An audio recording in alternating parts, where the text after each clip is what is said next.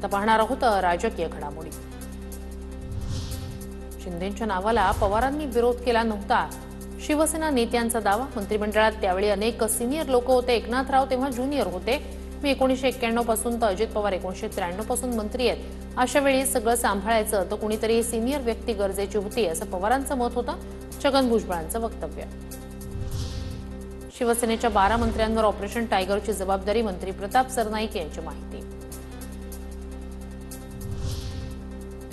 मी धक्का पुरुष, कोण किती धक्के देतंय ते बघूया, मात्र यांना असा धक्का देणार की पुन्हा दिसणार नाहीत। उद्धव ठाकरेंचा शिंदेंच्या शिवसेनेवर हल्लाबोल।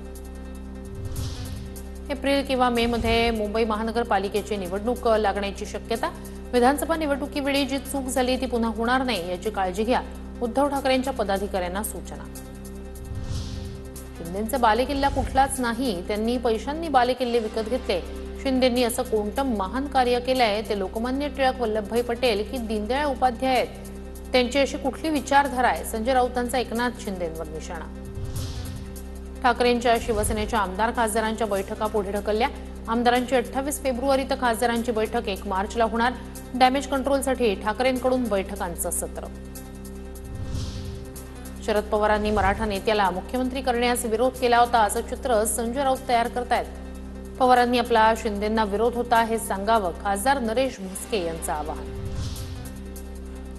अजित पवारांनी राज्यातील सर्व जिल्हाध्यक्षांची बैठक बोलावली। 25 तारखेला मुंबईत देवगिरी निवासस्थानी बैठक। आगामी पक्षातील फेरबदलासंदर्भात बैठकीत चर्चा होणार।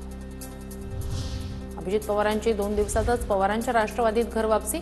2 दिवसांपूर्वीच अभिजित पवार आणि हेमंत वाणी यांनी अजितदादांच्या राष्ट्रवादीत प्रवेश केला होता। अजितदादांच्या राष्ट्रवादीत प्रवेश करण्यासाठी दबाव होता, अभिजित पवार यांची प्रतिक्रिया।